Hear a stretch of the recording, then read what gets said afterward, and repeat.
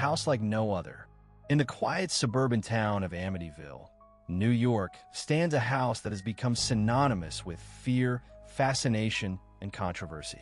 Nestled along Ocean Avenue, the Dutch colonial structure appears unremarkable at first glance, with its sloping roof, gabled windows, and tidy lawn. Yet behind its facade lies a story that has haunted America for nearly half a century. Known today as the Amityville Horror House, it is a place where tragedy, mystery, and legend collide. The tale begins not with whispers of ghosts, but with a brutal crime that shattered the image of small-town safety. On the night of November 13th, 1974, 6 members of the DeFeo family were murdered in their sleep. Their son, Ronald DeFeo Jr., was later convicted of the killings, but questions lingered. How could he have committed such an atrocity without waking his victims or alerting the neighbors who lived so close by? The sheer brutality of the event shook Amityville to its core, leaving a scar that would never fully heal. But it was not only the crime itself that cemented the house's place in American lore. After the murders, new residents, the Lutz family, moved into the house, seeking a fresh start.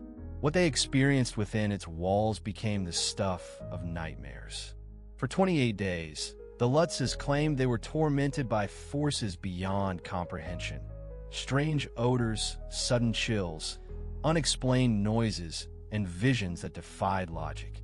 Their story, first shared with reporters and later immortalized in books and films, transformed the Amityville house into the most infamous haunted residence in the United States. Yet even as the legend grew, so too did skepticism. Some insisted the Lutzes fabricated their story for financial gain, pointing to inconsistencies and exaggerations.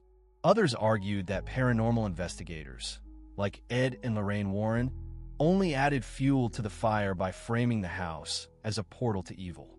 Still, the myth persisted, fed by sensational headlines and Hollywood adaptations that blurred the line between fact and fiction.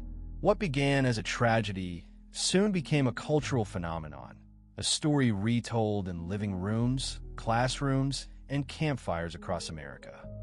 The power of the Amityville horror lies in its uneasy balance of truth and legend. The DeFeo murders are undeniable fact, documented in police reports and court transcripts. The haunting, however, resides in a liminal space between testimony and tale. Was the Lutz family truly tormented by supernatural forces? Or were they swept up in a storm of media frenzy and personal desperation? Each retelling raises these questions anew, ensuring that the story remains as unsettling today as it was in the 1970s. This documentary will not shy away from those questions. Across 16 chapters, we will revisit the events that unfolded at 112 Ocean Avenue, peeling back layers of crime, fear, and cultural obsession. From the bloody night that claimed the lives of the DeFeo family, to the alleged horrors endured by the Lutzes, to the investigations and controversies that followed, we will examine every angle of the Amityville horror. Along the way, we will consider not only what happened, but why the story continues to resonate. Why do Americans, decades later, remain captivated by the notion of a cursed house in Long Island? The answer may lie not in the house itself, but in what it represents. The Amityville horror embodies a clash between the comfort of suburban life and the terror of the unknown. It is about the fragility of safety, the darkness that can lurk behind white picket fences. It is about the enduring human need to explain the inexplicable, to assign meaning to tragedy. And perhaps it is about our willingness to believe in horrors that defy reason, because those horrors reflect something we fear within ourselves. As the story unfolds, remember this: every legend begins with a truth. In Amityville, that truth was written in blood. But the legend that followed has taken on a life of its own, evolving far beyond the walls of 112 Ocean Avenue. Whether you believe in ghosts or not, the Amityville Horror House remains a chilling reminder that some stories refuse to die. They linger, echoing through time, waiting for us to ask the question no one can answer. What really happened inside that house? In this first chapter, we set the stage for a journey through fact, folklore, and fear. Welcome to the Amityville Horror House, the true story, told in all its darkness. Family background. Before it became a tourist byword for terror, 112 Ocean Avenue was a picture of striving suburban promise. The Dutch colonial with its gambrel roof and quarter-moon windows stood on a canal off the Great South by a place where summer breezes carried salt air through tidy streets.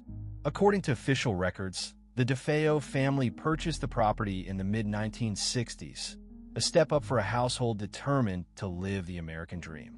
Ronald DeFeo Jr., disciplined and domineering, ran the home with the same certainty he brought to his work. His wife, Louise, kept order with a softer touch, surrounding the children with photos, school certificates, and religious icons. There were 5 children. The eldest son, Ronald Jr., nicknamed Butch, followed by Dawn, Allison, Mark, and the youngest, John. To passers-by, they looked like any other family in a safe Long Island town. But inside the house, the dream faltered. Neighbors later recalled the father's temper-sharp words on the driveway, slammed doors, the crackle of anger that could cut a dinner quiet in two. Friends of the children describe a home of strict rules and unpredictable storms.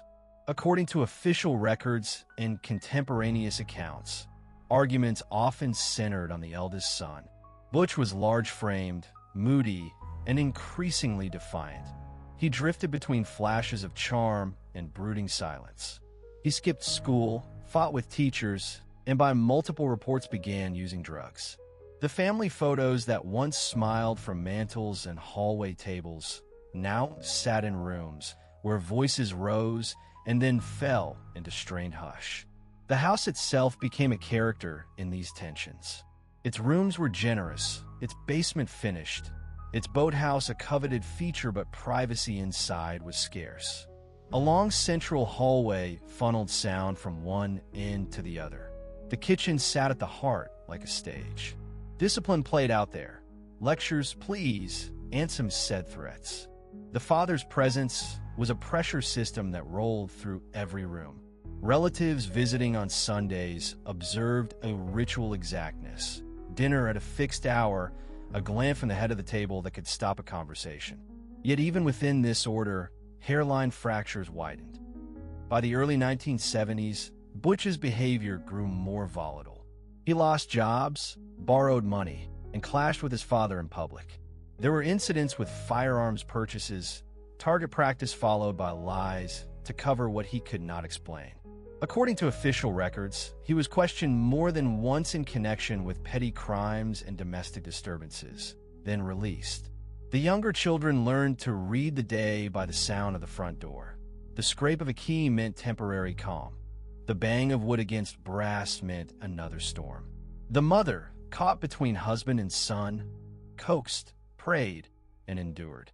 The boundaries between anger, fear, and family obligation blurred. To some relatives, the father was the only bulwark standing between a chaotic son and catastrophe.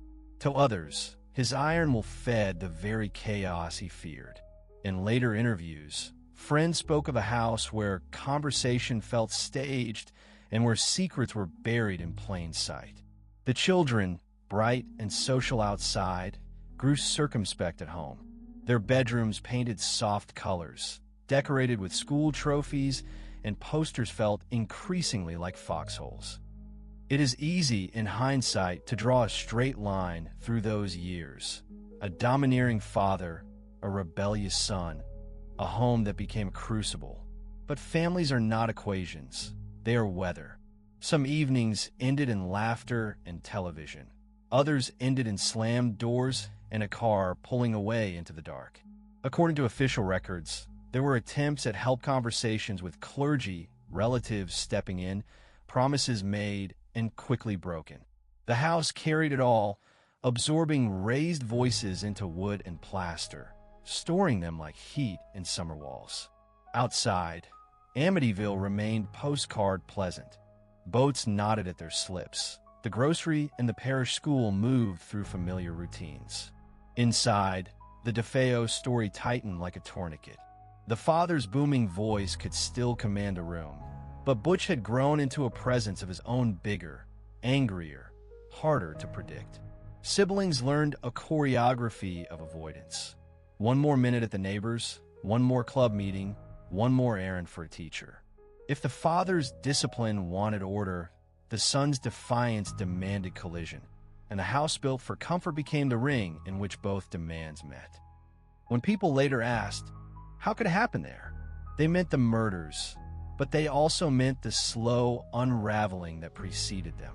A beautiful home, a respectable family, a safe town, none of it prevented what was gathering in the margins. The warning signs were many, yet nothing in the suburban script prepared neighbors to read them as a prelude to catastrophe. According to official records, there were no restraining orders, no evacuations, no patrol cars permanently stationed outside. Life went on: school, work, Sunday dinners, until very suddenly it didn't. If the house on Ocean Avenue became a legend, it happened first because it was a tragedy. Long before talk of hauntings and demonic faces in windows, there was a family living through a pressure no one could relieve. The photographs from those years: smiling children on a dock, a father in a sport coat, a mother in pearls, look like evidence of happiness. But what photographs cannot hold is the sound of a voice at midnight, or the feeling of a door closing softly so as not to wake the house. The stage was set not by superstition, but by human weather, heat, pressure, and a storm that would break in the early hours of November night. What happened next shocked even those who thought they knew the house best. What followed would turn a crime into a myth and a family name into a synonym for horror. The murders of 1974. On the night of November 13th, 1974, the DeFeo family's simmering tensions erupted into a crime so brutal that it would redefine the town of Amityville forever. According to official records, the evening began in ordinary ways. Neighbors saw lights on in the Dutch Colonial. The sound of television drifted across the lawn, and cars passed quietly along Ocean Avenue. Nothing suggested that within hours, 6 members of one family would lie dead in their beds. Ronald Butch DeFeo Jr., 23 years old, had spent much of that day drifting between work and bars. By witnesses' accounts, he was restless, brooding, and drinking heavily. He had long carried a grudge against his father, whose domineering presence was both feared and loathed within the household. Friends later testified that Butch spoke often of ending the torment, of a breaking point that was coming. That night it arrived. Armed with a .35 caliber Marlin rifle, Butch moved room to room inside the house at 112 Ocean Avenue.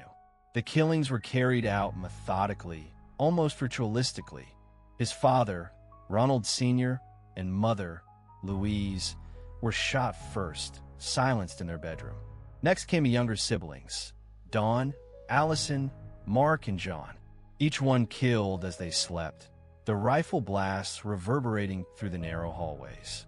And yet, in one of the crime's most confounding mysteries, no neighbors reported hearing the shots, and none of the victims appear to have awakened. According to investigators, all were found lying face down, as if death had come in silence. The crime scene shocked even veteran detectives. The children were discovered in pajamas, tucked under blankets. No signs of struggle were present, no attempts to flee. It was as though the entire family had resigned to fate in unison, a detail that fueled later speculation about drugs, paralysis, or something even more sinister. How could 6 people be slain in their sleep without a sound, without a fight?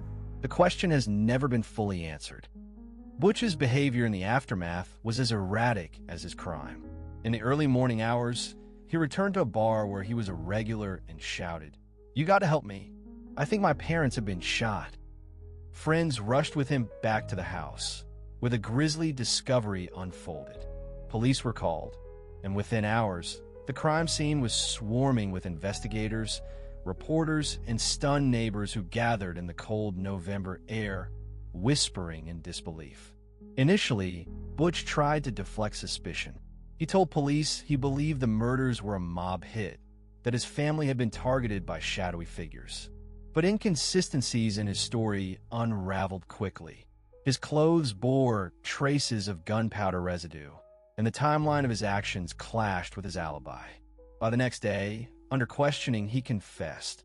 "Once I started, I just couldn't stop. It went so fast."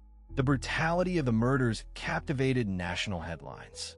Photographs of the house, with its quarter-moon windows staring blankly like eyes, appeared on front pages. Reporters described the town as paralyzed by fear, its quiet suburban facade stripped away. In a single night, Amityville had become synonymous with horror. According to official records, Butch was charged with 6 counts of second-degree murder, each representing a life extinguished under his own roof. Still, the mysteries remained. Why had no one awakened? Why had the dog, locked in the basement, not barked to alert the family or neighbors? Why did Butch, alone among 7, survive untouched? Forensic experts debated possible drugging, though toxicology reports on the victims came back negative. Psychologists suggested a state of dissociation, that Butch had entered a frenzy that blurred time and sound. Paranormal enthusiasts, decades later, would argue that darker forces silenced the house that night. In courtroom photographs, Butch appeared alternately defiant and detached, his eyes cold and distant. The portrait of a young man who had slaughtered his own bloodline shocked even hardened jurors. But before the trial could reach its verdict, rumors began to spread that the house itself, not merely the man, carried the weight of evil. For while police had closed the case on the killings, Amityville's story was only just beginning. The night of November 13th left bodies in its wake, but what lingered in the Dutch colonial's walls was something even harder to bury, an aura of dread that would follow every family who dared to call it home. The murders of 1974 are the foundation of the Amityville Horror. Without them, there is no legend, no books, no films. They are the dark truth beneath the haunting, the blood-soaked fact that no amount of skepticism or storytelling can erase. 6 lives ended in silence, their absence echoing louder than gunfire. And from that silence grew a story that would terrify America for generations to come. The trial of Ronald DeFeo Jr. In the aftermath of the murders at 112 Ocean Avenue, Amityville was left reeling. 6 members of the DeFeo family were dead, and the only surviving son, Ronald Butch DeFeo Jr., was now in custody. According to official records, he had confessed to pulling the trigger, but as the trial unfolded in 1975, the story grew more complicated than a simple case of patricide and fratricide. The prosecution argued a straightforward narrative. Butch had long harbored resentment toward his father. In a state of anger and intoxication, he methodically executed his entire family. The rifle was his, the gunpowder residue was his, and his confession sealed the case. 6 counts of second-degree murder were entered against him, each a heavy nail in the coffin of his freedom. The district attorney emphasized the cold deliberation of the crime, the systematic way in which Butch moved from room to room, ensuring no survivor remained. This was not madness, the prosecutor told the jury. This was murder, plain and deliberate. But the defense took a darker, stranger path.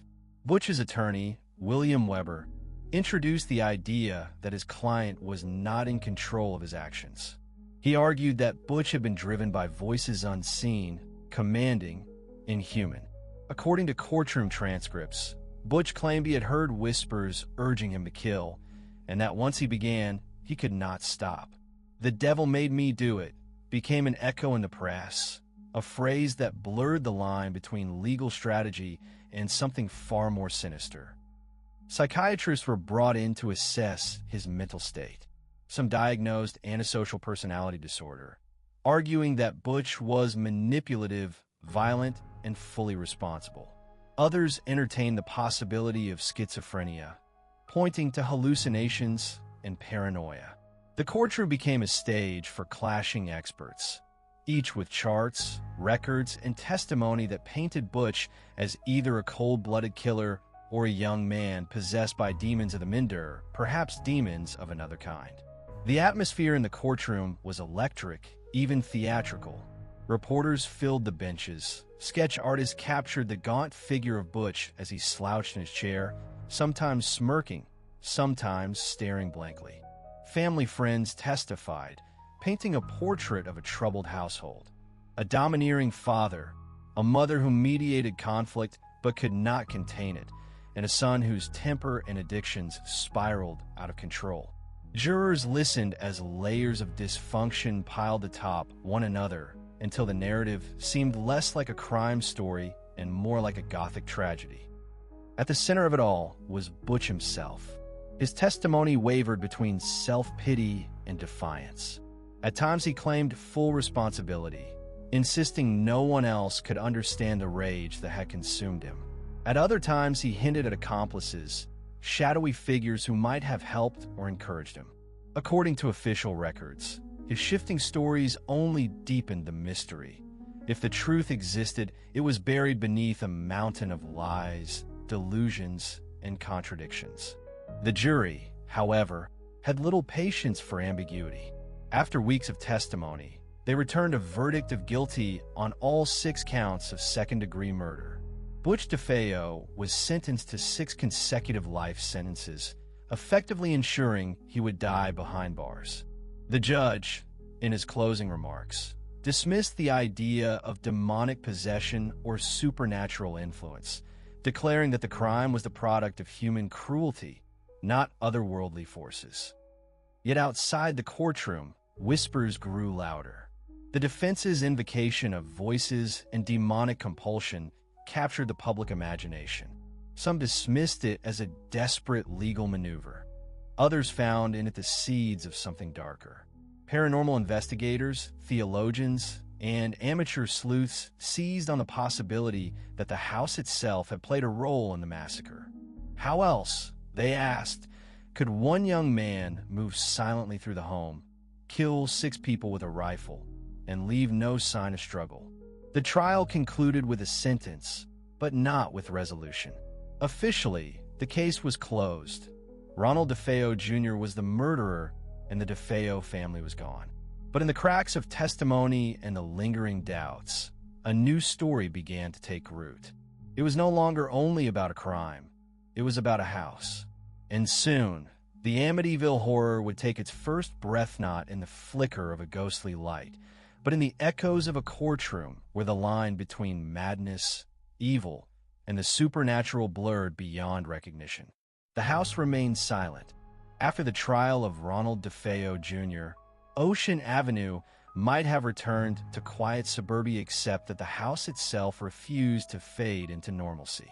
By all appearances, it was just another Dutch colonial home. A sloping roof, quarter-moon windows, and a view of the Amityville canals.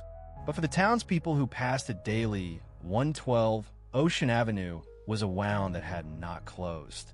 According to local reports, even when the lights glowed in its windows, the house seemed dark, as if holding its breath. In the months after the murders, the property sat empty, its rooms locked and its furniture still in place. The DeFeos' belongings, clothes in closets, photographs on walls. Toys on shelves remained untouched, like a museum of interrupted lives. Reporters who gained access described an uncanny stillness, a sense that time had been stopped mid-breath.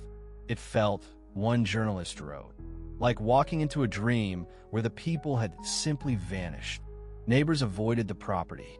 Children dared one another to touch its front steps, then ran shrieking back to the sidewalk. Dog walkers crossed the street rather than pass beneath the gaze of the quarter-moon windows, which locals had begun to call the eyes. Real estate agents whispered of its cursed reputation, knowing that few would pay for a home steeped in blood. Even the listing papers seemed reluctant, describing the house's features but omitting its history, as though omission could erase memory. Inside the town, conversations about the house slipped into the register of folklore. Some said they saw shadows move in the windows when no one was inside. Others reported lights flickering on and off, or curtains stirring without a breeze. A few even claimed to hear sounds footsteps, muffled voices when they passed at night. Police dismissed such accounts as rumor, yet they accumulated, layering unease upon unease. The house, empty though it was, had become an active presence in the community's imagination. Relatives of the DeFeo family faced their own torment. Extended kin tried to retrieve belongings, but found the task unbearable. According to official records, more than one attempt was abandoned midway, boxes left half-filled in the driveway. It was like the house wanted us gone, one cousin later recalled. You couldn't stand the air in there. It pressed on you. As months passed, the house began attracting a darker kind of visitor, thrill seekers and self-styled psychics. They gathered at night, pointing cameras at the darkened windows, daring one another to walk up the steps. A few claimed to sense presences. Others snapped photographs that they swore revealed faces in the glass. Newspaper headlines called it a murder house, and each retelling etched its infamy deeper into public consciousness. Ocean Avenue was no longer a quiet street. It was a site of pilgrimage for the morbidly curious. Yet for all its reputation, the house itself remained silent. No official reports of break-ins or vandalism mentioned anything supernatural. The structure stood as it always had, timber, brick, glass. But silence itself became sinister. Where other homes echoed with laughter, arguments, or radios playing late-night songs, the DeFeo house gave nothing back. Its stillness seemed louder than noise, its vacancy more haunting than any apparition. This silence played a role in what was to come. When the Lutz family eventually moved in, it was into a home already saturated with fear and story. They did not inherit just a structure with walls and windows. They inherited a narrative, a community's dread, and a nation's fascination. The stage was set, not merely by the murders, but by the way the house had lingered afterward, quiet and waiting. According to local lore, 112 Ocean Avenue was not just a place where horror had happened, it was a place where horror was still alive, biding its time. And so, even before the Lutzes crossed the threshold, the legend of the Amityville Horror was taking shape. Not from demonic possession or paranormal investigators, not yet, but from silence. The unnerving stillness of a house too burdened with death to return to ordinary life. In that silence lay possibility for fear, for imagination, for stories that would spread far beyond Long Island. The murders had ended, but the horror had only just begun. The arrival of the Lutz family, 1975. In December 1975, just over a year after the murders, 112 Ocean Avenue welcomed a new family. George and Kathleen Lutz believed they had found their dream home, a spacious Dutch colonial in a picturesque Long Island neighborhood. With 3 children from Kathleen's previous marriage, the family was eager to begin a new chapter together. The house, purchased for the remarkably low price of $80,000, seemed almost too good to be true. According to official records, the DeFeo tragedy was disclosed to them, but the Lutzes chose to proceed anyway. They reasoned that what had happened was in the past, and they would bring new life to the home. Friends raised eyebrows at the purchase. Some advised them against it, warning that a place steeped in violence might carry its own kind of stain. Others thought the price irresistible after all. Where else could a young family afford so much space with a boathouse and swimming pool? For George and Kathy, the decision was framed as practical and hopeful. They saw opportunity where others saw only dread. From the moment they moved in, however, subtle unease accompanied them. Neighbors welcomed them politely, but but their glances toward the house lingered too long. Children at school whispered to the Lutz kids about the murders, pointing toward the windows and daring them to look inside at night. Even the parish priest they invited to bless the house seemed unsettled. According to Kathy, Father Ralph Perot entered one of the upstairs rooms and immediately felt a force pushing him back. He later claimed to have heard a voice commanding him, "Get out." The blessing ended quickly, and the priest departed shaken, urging the family to be careful. George Lutz, a former land surveyor with a disciplined demeanor, soon began to change. He grew withdrawn, fixated on the cold that seemed to permeate the house even when fires blazed in the hearth. He complained of sleepless nights, often waking at exactly 3:15 a.m., the time investigators later noted as the approximate hour of the DeFeo killings.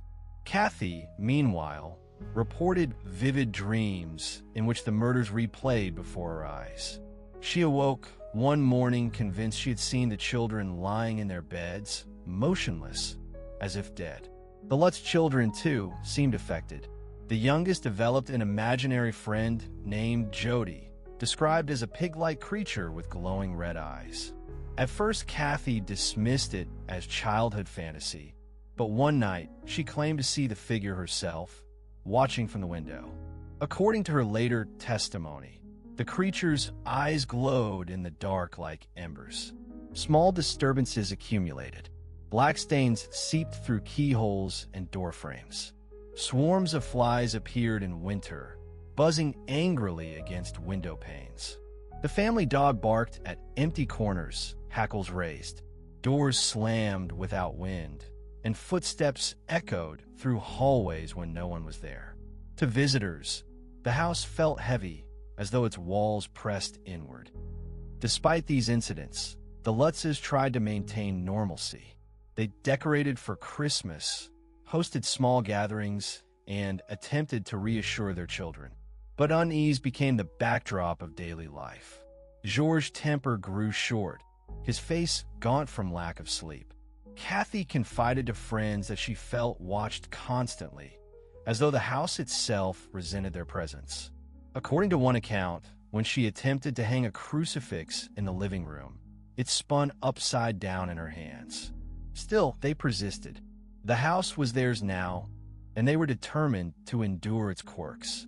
Every home has its noises, George told a neighbor. But beneath his stoicism, cracks were forming. The Lutz family had entered Ocean Avenue with optimism and practicality, but within days they were caught in something neither could explain nor escape.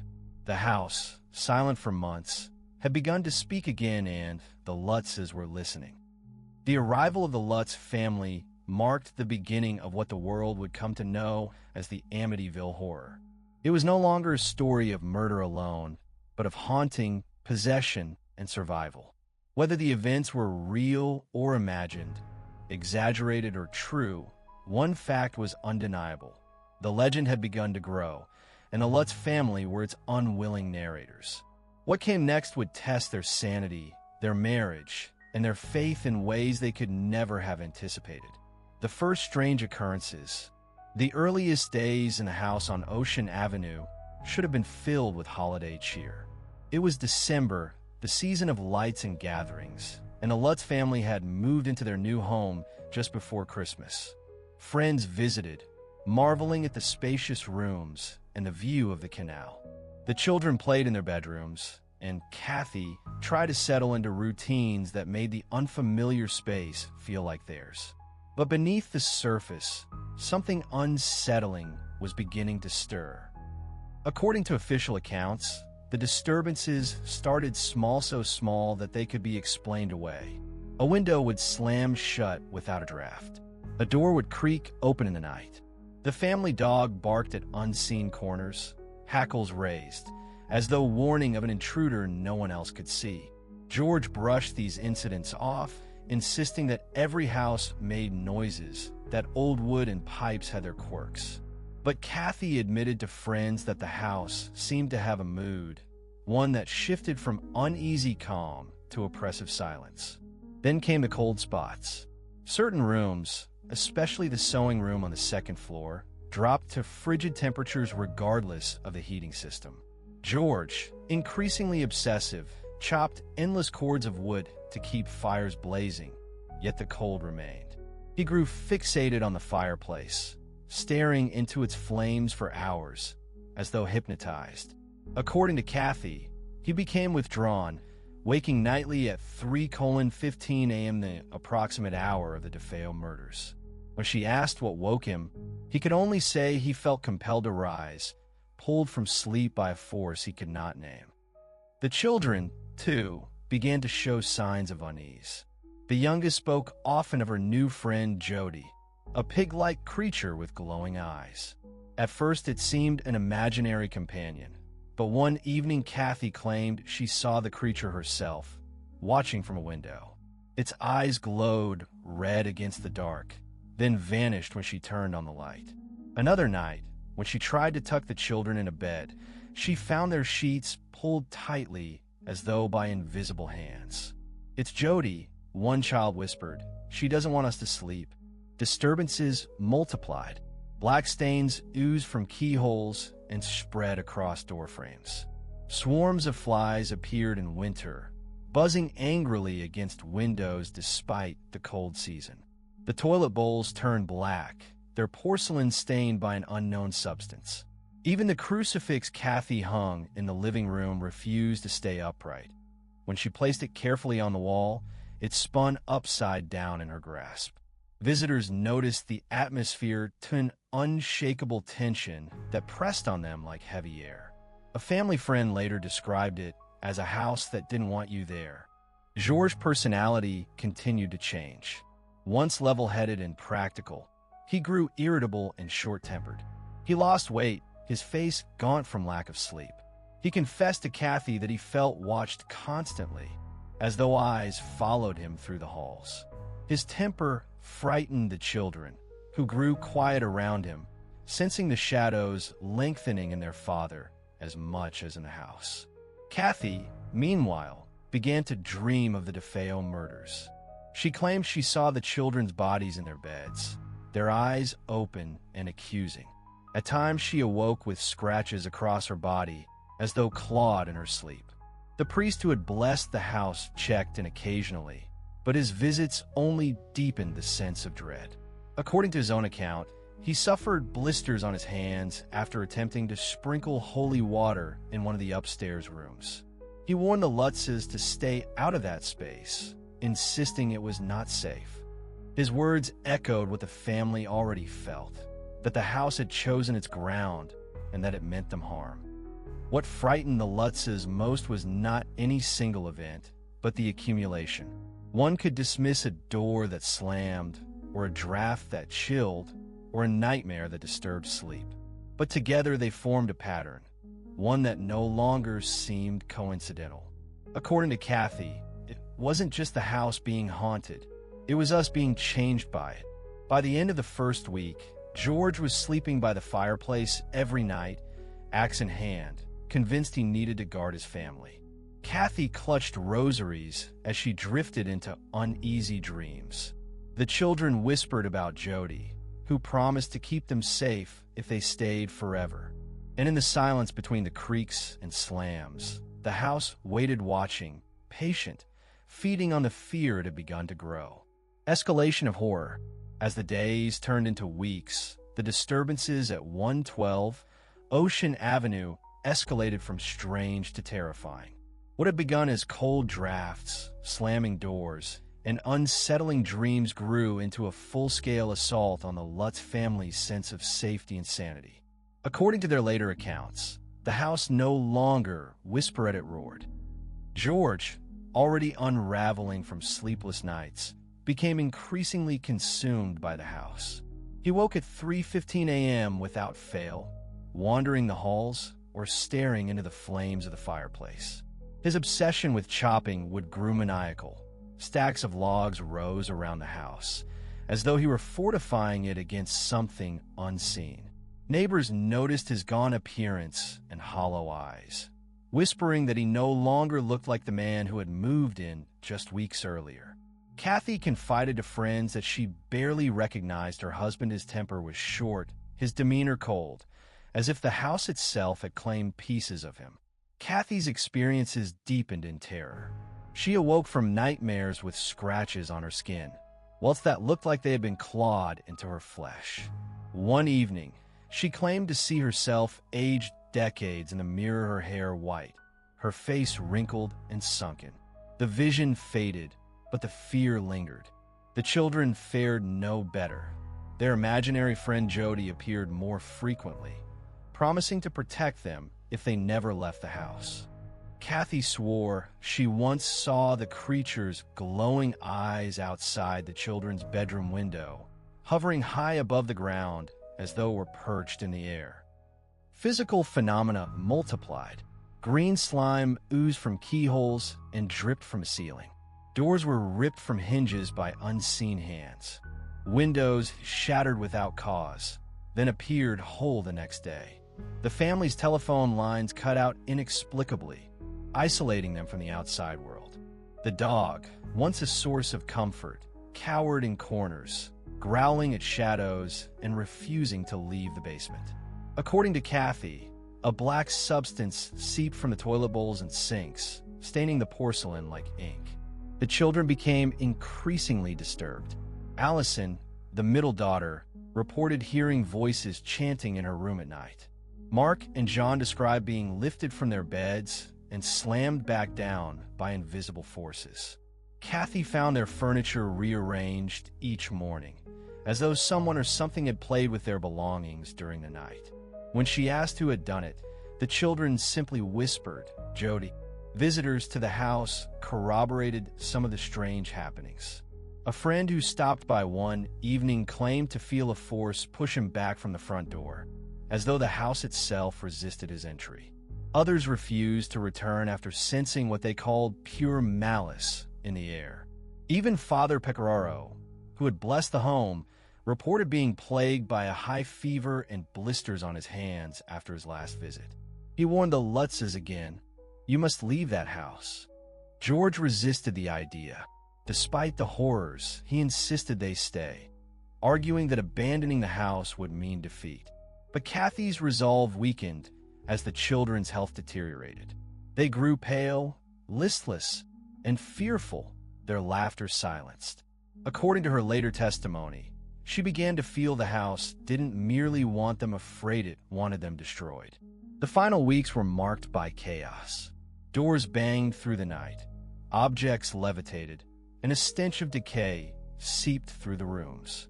George reported hearing a marching band play through the house, loud enough to shake the walls, though no one else was present. Kathy described an unseen hand wrapping around her waist and pulling her from her bed.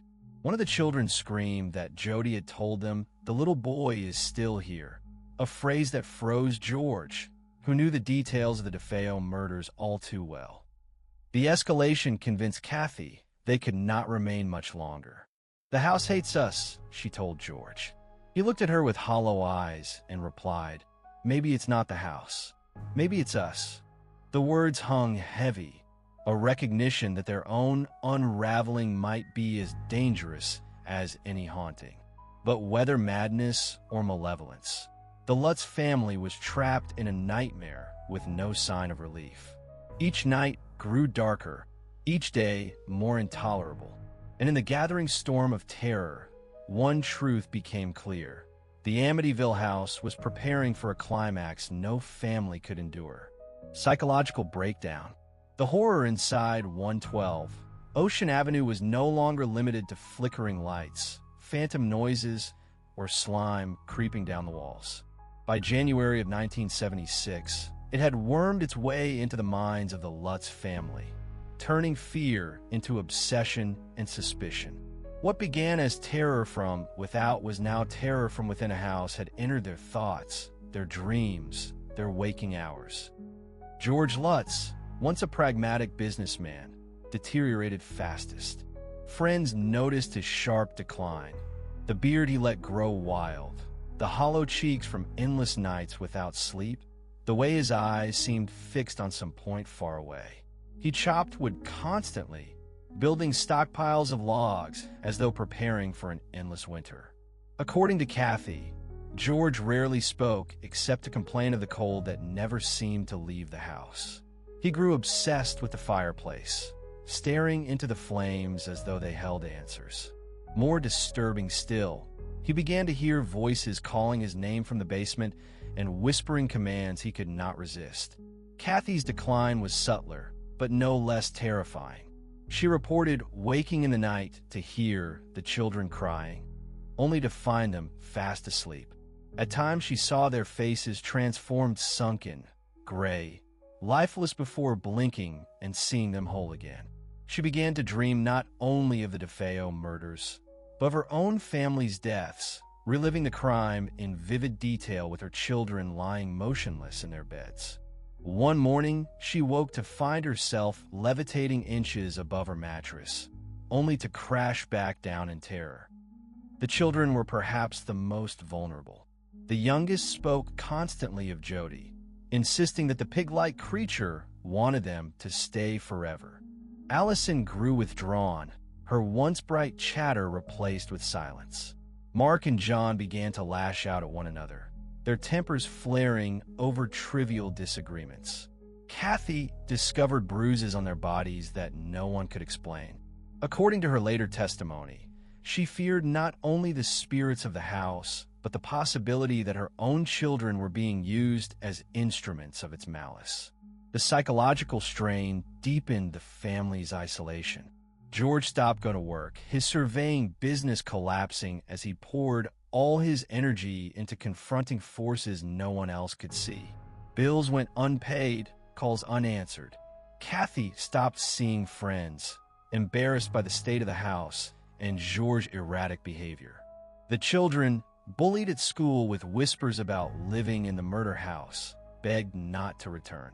The family was collapsing inward, sealed off from the world beyond Ocean Avenue. According to Father Perot, who maintained sporadic contact, the house had gained a grip on them. In phone calls, he claimed to hear strange noises, static, guttural growls whenever George or Kathy spoke. He warned them that their spiritual health was in danger, that the evil in the house thrived on their despair.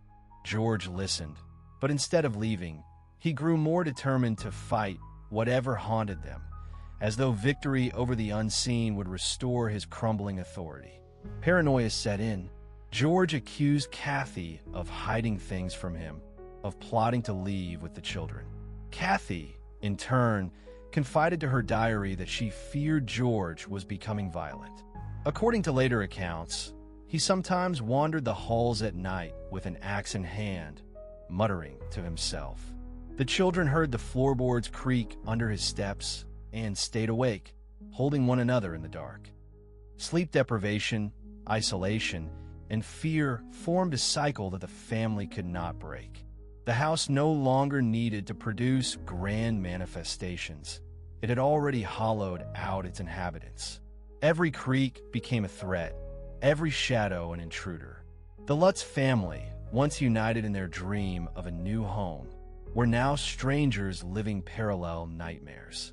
According to Kathy, the house did not merely haunt them, it was changing them, molding them into echoes of the horror that had already unfolded within its walls. The psychological breakdown of the Lutz family marked a turning point. They were no longer witnesses to strange events. They had become participants in a madness. And as January dragged on, the house tightened its grip, pushing them closer to a breaking point. Soon, the line between haunting and possession would blur completely, and the Lutz family would face a final night of terror that would drive them out forever. The final night, by late January 1976, the Lutz family had endured nearly a month of escalating horrors inside 112 Ocean Avenue. Their strength was gone, their nerves frayed, and the atmosphere of the house was now unbearable. Every night brought new disturbances. Every day deepened the sense of doom. According to their later testimony, it all culminated in one final night of Terror night that convinced them to abandon the home forever. The evening began with an oppressive heaviness. George reported that the temperature in the house dropped to an unnatural cold, despite fires blazing in every hearth. The walls themselves seemed to pulse, as though the house was alive and breathing. Kathy later described the sensation of being watched from every corner, her skin crawling under an invisible gaze. The children clung to her, terrified, refusing to sleep in their own rooms. As the night deepened, the disturbances escalated into chaos. Doors slammed violently, shaking the walls. Windows burst open as freezing winds howled through the house. George heard a chorus of voices chanting from the basement, guttural and inhuman, urging him to kill them all. He gripped his axe, trembling, unsure whether the threat came from outside or from himself. Kathy suffered her own torments. She claimed that unseen hands lifted her from her bed and hurled her against a wall. When she staggered to her feet, she saw what she described as a hooded figure standing at the foot of her bed, its face hidden in shadow. She screamed, and the figure dissolved into smoke. In another room, Allison cried that Jody had appeared again, this time with glowing red eyes that filled the entire window frame. The children's rooms erupted with noise. Beds shook violently. Toys flew across the floor, and crucifixes spun upside down on the walls. Mark and John shouted that they could hear the murdered DeFeo children calling their names, begging them to join them. The youngest was found sitting upright in bed, whispering to Jody that she didn't want to stay anymore. Kathy pulled her into her arms, praying aloud as the house roared around them. George, nearly broken, confessed later that he felt on the verge of murdering his own family. The voices in his head were relentless, urging him to pick up the axe and finish what the house demanded. According to Kathy, he stood over the children's beds for a long moment, gripping the handle, before dropping in horror at what he nearly did. That moment convinced him the house did not merely haunt it possessed. The climax came just before dawn. Green slime poured from the walls, oozing across the floor. The staircase shook as if an earthquake gripped the house. George shouted for everyone to get out, his voice barely audible above the cacophony of screams, bangs, and chants. Kathy grabbed the children and fled down the stairs, slipping in the slime as they scrambled for the front door. George followed, axe still in hand, as the family burst into the freezing night air. They left everything behind: clothes, furniture, even food still on the table. Their car was packed hastily, the children barefoot, Kathy sobbing, George pale and shaking. They drove away from Ocean Avenue that night and never returned. According to official records, the house remained fully furnished, dishes still in cupboards, beds still made, as if the family had simply vanished. For many, this detail confirmed the depth of their terror. No one abandons a home so completely unless convinced their lives depend on it. The Lutz family's final night in the house became the heart of the Amityville horror legend. It marked the point where skepticism gave way to belief for many, where the line between haunting and hysteria blurred. Whether their accounts were embellished or exact, one fact was beyond dispute: they never went back. The house had driven them out, leaving behind silence, rumors, and a legend that would echo for decades. In that final night, the Amityville house revealed its fullest fury. The Lutz family fled, but the story stayed behind, waiting for investigators, journalists, and filmmakers to carry it into the wider world. What happened inside those walls in January 1976 would forever change how America thought about haunted houses, turning Ocean Avenue into the epicenter of one of history's most infamous supernatural sagas. The Warrens enter the story. After the Lutz family fled 112 Ocean Avenue in January 1976, the house stood silent once more. Their story off green slime, voices, levitations, and an overwhelming evil spread quickly through newspapers and television. But the legend of the Amityville Horror might never have gained global infamy without the arrival of two of the world's most famous paranormal investigators. Ed and Lorraine Warren. Ed Warren, a self-taught demonologist, and his wife Lorraine, a clairvoyant and medium, had already gained notoriety from their investigations into hauntings across the United States. They had confronted alleged poltergeists, possessions, and curses, documenting cases that often blurred the line between faith and folklore. When they heard of the Lutz family's ordeal, they were drawn to Amityville, believing it could be one of the most significant hauntings in American history. In February 1976, the Warrens, accompanied by a team of investigators and reporters, entered the house on Ocean Avenue. They described the atmosphere as oppressive, thick with a sense of dread. According to Lorraine, she immediately felt the presence of multiple spirits and an overwhelming malevolent force. She claimed she could see the shadows of the murdered DeFeo family and sensed a demonic entity rooted deep within the house. This was not just a haunting, she later said. This was pure evil. The team set up cameras, recorders, and infrared equipment to document any activity.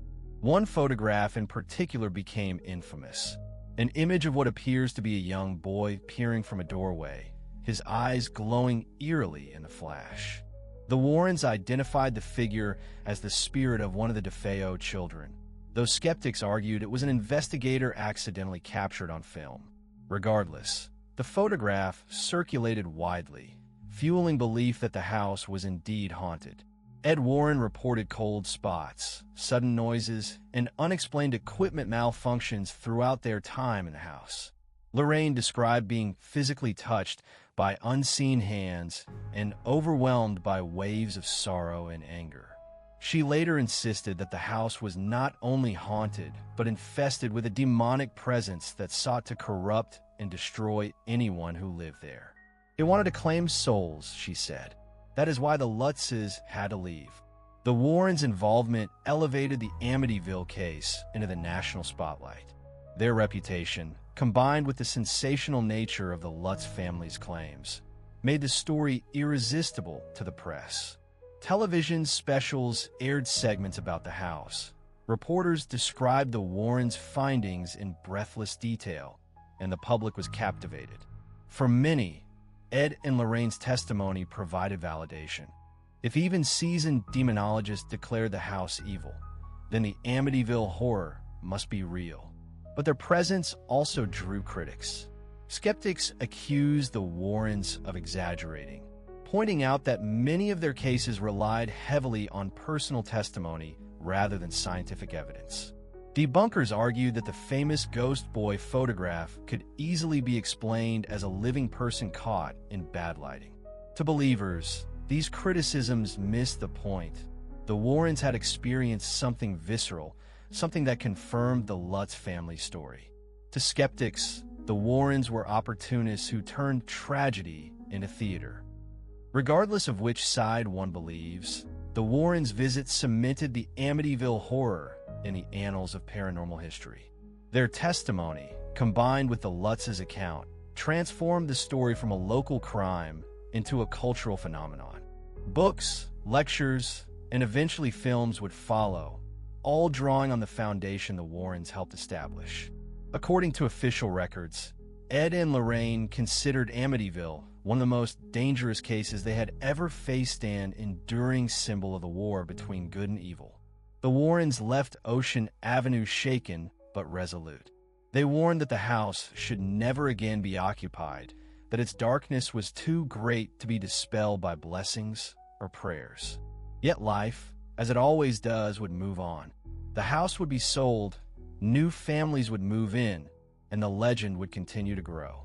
Thanks to the Warrens, Amityville was no longer just the site of a murder or a haunting. It was the stage for one of the most enduring and controversial paranormal sagas in American history. Media explosion.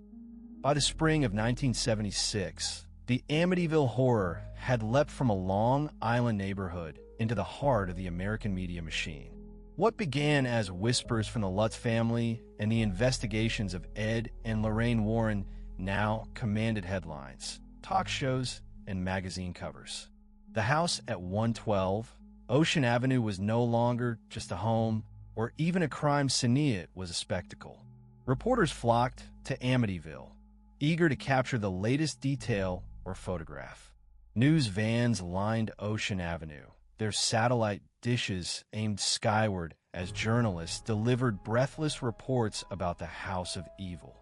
Local residents complained of traffic jams, strangers knocking on doors, and gawkers who treated the neighborhood like a tourist attraction.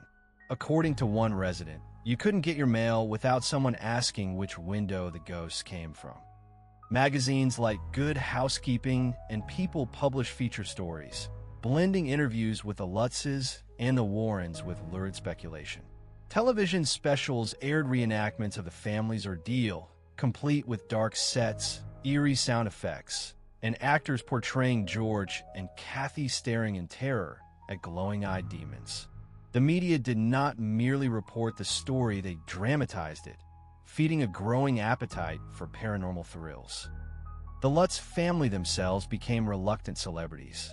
Though shaken by their experiences, they agreed to interviews, hoping to explain their ordeal and perhaps find validation. George appeared stoic, recounting nights of unbearable cold and unseen forces. Kathy spoke with emotion about her children's suffering and her own terrifying visions. Their sincerity struck some viewers as undeniable. To others, it seemed rehearsed. The line between testimony and performance grew increasingly blurred. Publishers quickly sensed opportunity. Author Jay Anson collaborated with the Lutzes to produce the Amityville Horror, a true story released in 1977. The book presented their account in vivid, novelistic detail, amplifying the terror and positioning the haunting as one of the most significant supernatural events in modern times. It became a bestseller, selling millions of copies worldwide. Readers devoured its pages late at night, convinced that they were glimpsing the dark reality behind suburban facades. The media frenzy had a feedback effect. The more people read and watched, the more the story grew. Talk shows hosted paranormal experts, skeptics, and even clergy, debating whether the Amityville events were genuine or a hoax. The phrase Amityville Horror entered the cultural lexicon, instantly recognizable as shorthand for haunting and evil. Hollywood producers took notice, sensing that the story could be transformed into box office gold. Amid the coverage, skeptics pushed back. Investigative journalists combed through timelines, noting inconsistencies in the Lutz's accounts.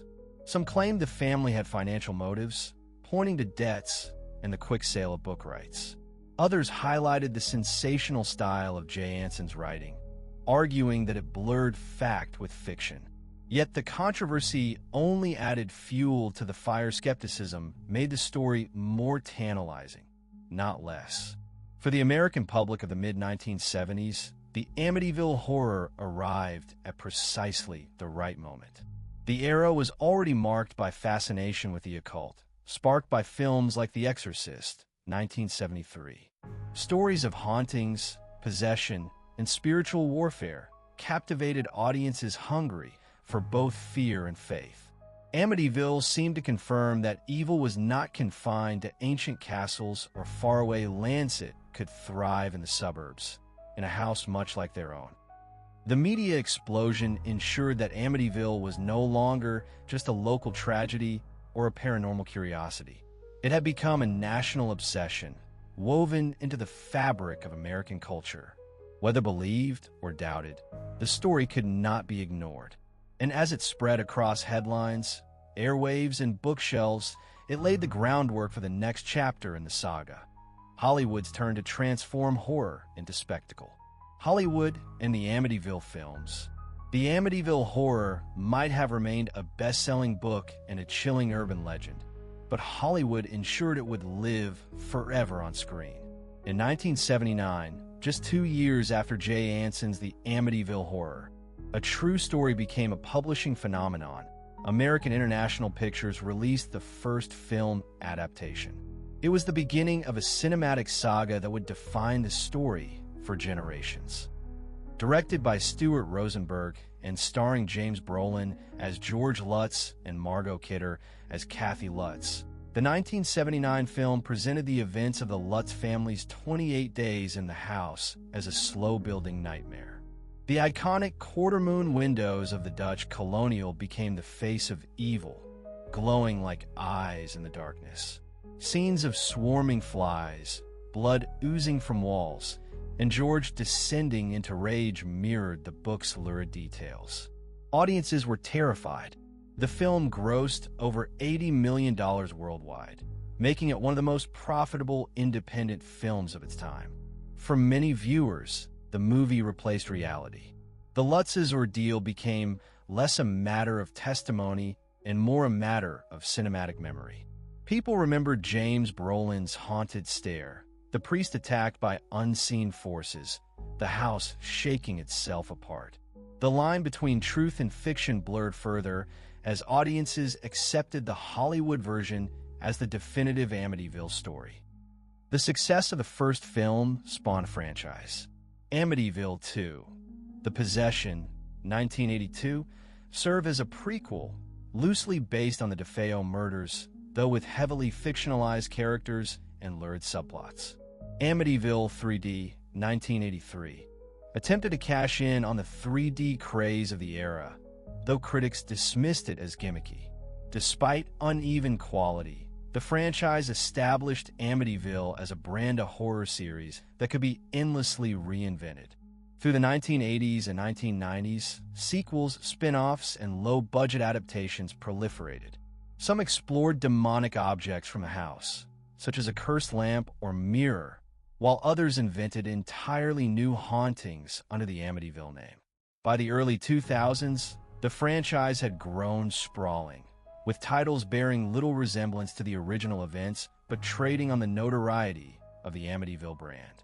In 2005, Hollywood returned to the story with a remake of the Amityville Horror, starring Ryan Reynolds and Melissa George.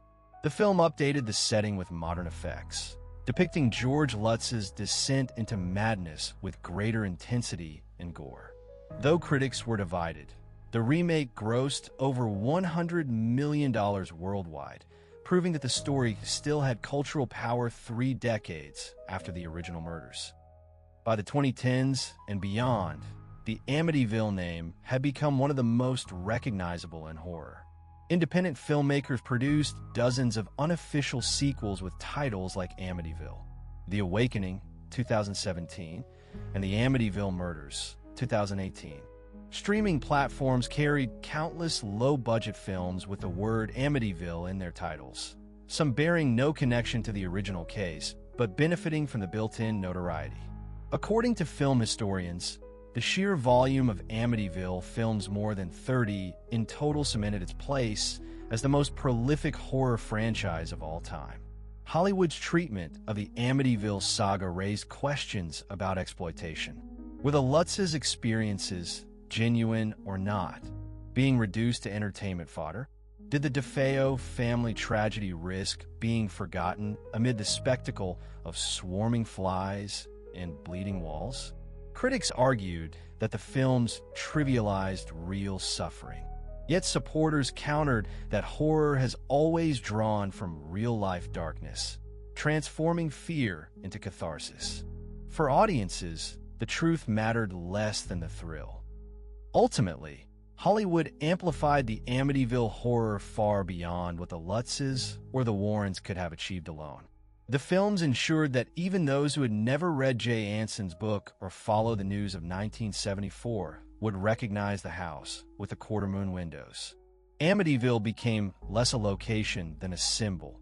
Its image is iconic as Dracula's castle or Frankenstein's lab. Fact, fiction, murder, haunting all blurred together into a single cultural myth. The cinematic Amityville proved something vital about horror, that the scariest stories are those that might be true.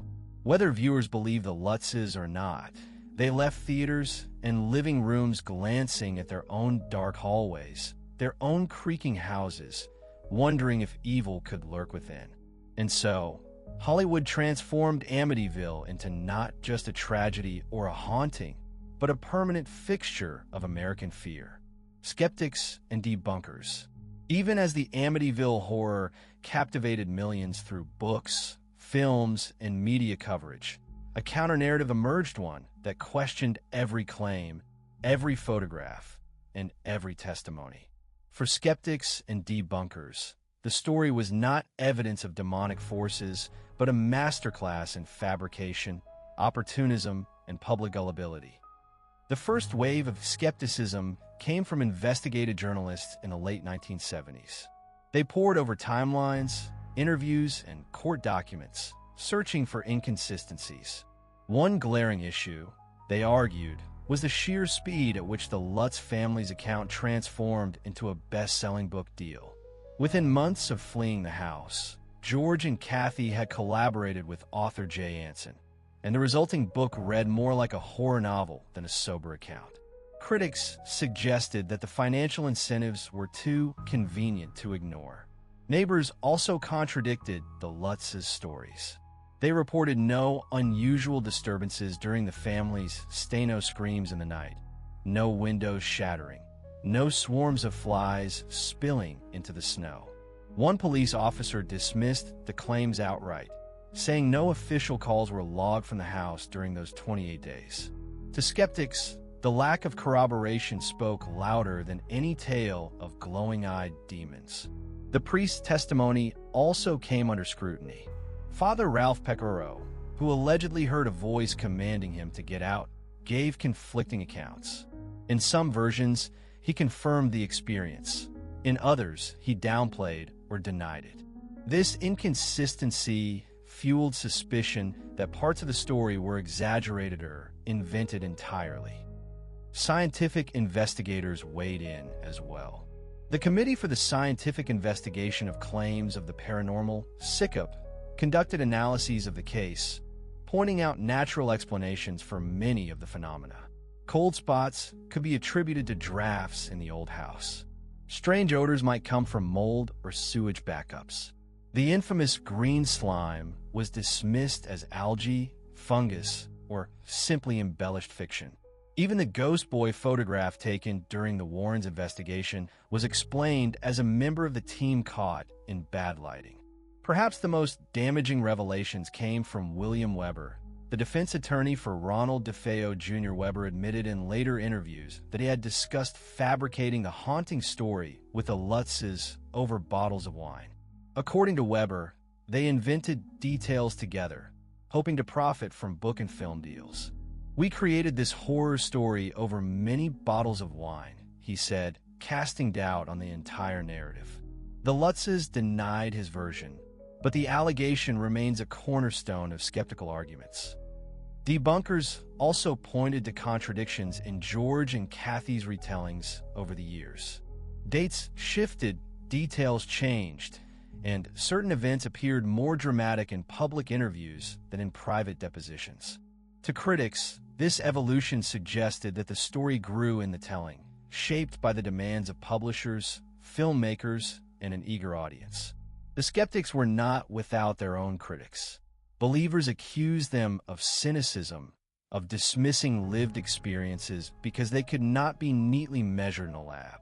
They argued that the very persistence of the story, despite decades of scrutiny, hinted at some deeper truth. But for the debunkers, the persistence of Amityville proved something else. That humans are drawn to stories of terror, whether or not those stories are true. By the 1980s and 1990s, the battle lines were clear. Paranormal enthusiasts cited the Warrens, the Lutzes, and the cultural impact of the case as proof that something extraordinary had occurred. Skeptics countered with evidence of financial motives, contradictions, and natural explanations. Documentaries and articles framed Amityville as less a haunting than a cautionary tale about media hype. In the end, the skeptics ensured that the Amityville horror would never be accepted uncritically. They forced the public to grapple with uncomfortable questions. How do we separate fact from fiction when money and fame are at stake?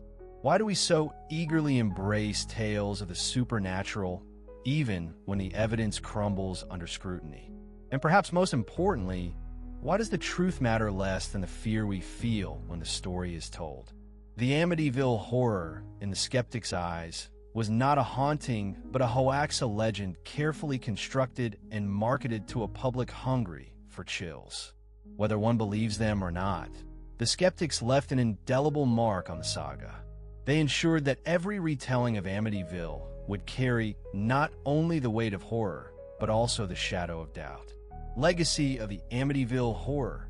Nearly half a century after the murders at 112 Ocean Avenue and the Lutz family's flight from the house, the Amityville Horror remains one of the most enduring legends in American culture. It has outlived the DeFeo family, the Lutzes, and even the original investigators. Yet its story continues to evolve, shifting between fact and fiction, tragedy and entertainment. The most immediate legacy lies in popular culture.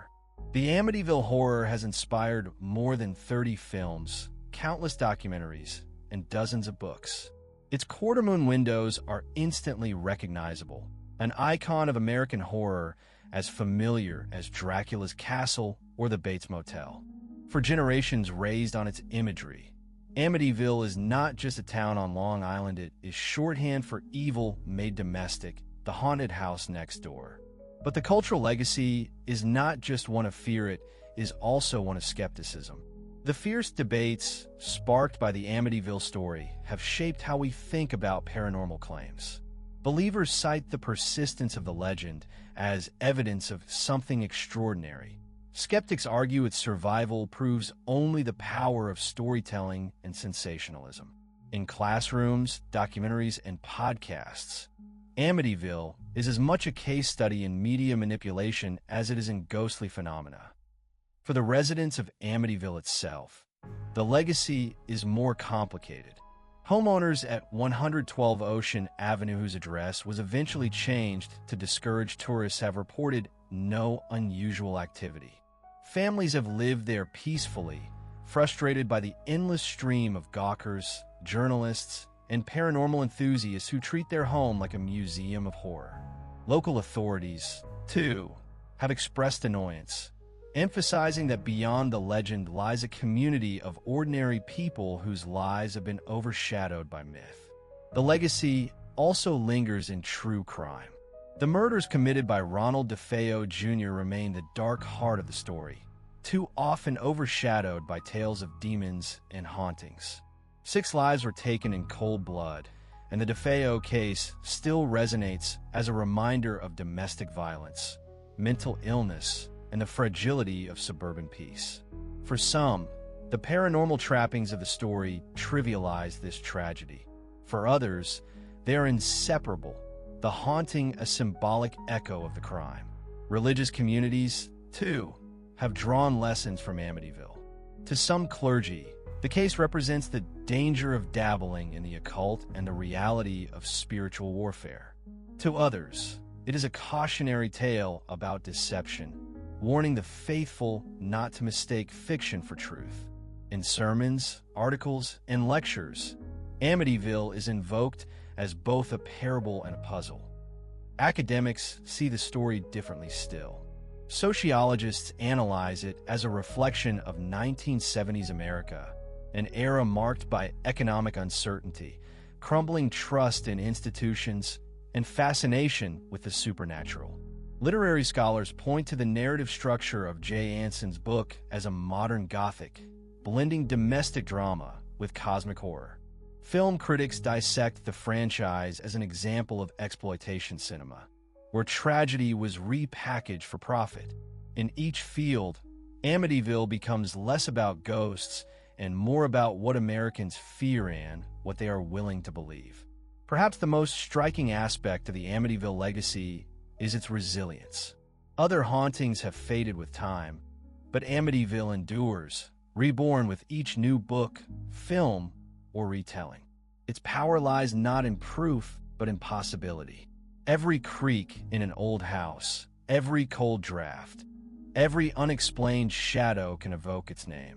It has become a cultural touchstone, a reminder that the line between the real and the imagined is thin and porous. In the end, The Amityville Horror is less about one house than about the stories we tell ourselves. Stories of evil lurking where we feel safest. Stories of grief and violence that refuse to stay buried. Stories that reveal our endless struggle to explain the inexplicable. The DeFeo murders are fact. The Lutz haunting is contested, but the legend that binds them is immortal. Amityville's legacy is not just a tale of horror, but a mirror. It reflects our fears, our credulity, our hunger for meaning in tragedy. It asks us not only what we believe about one house in Long Island, but what we believe about the nature of evil itself. And as long as people glance nervously at creaking stairs or whisper about the things that go bump in the night, the Amityville Horror will never truly fade. Decades later, the house on Ocean Avenue still stands, remodeled and repainted, but forever marked. Whether haunted by demons, memories, or imagination, it endures as America's most famous haunted house, a place where tragedy and myth fused into legend. The final chapter of the Amityville Horror is not one of resolution, but of continuation. It lives on in culture, in fear, and in us.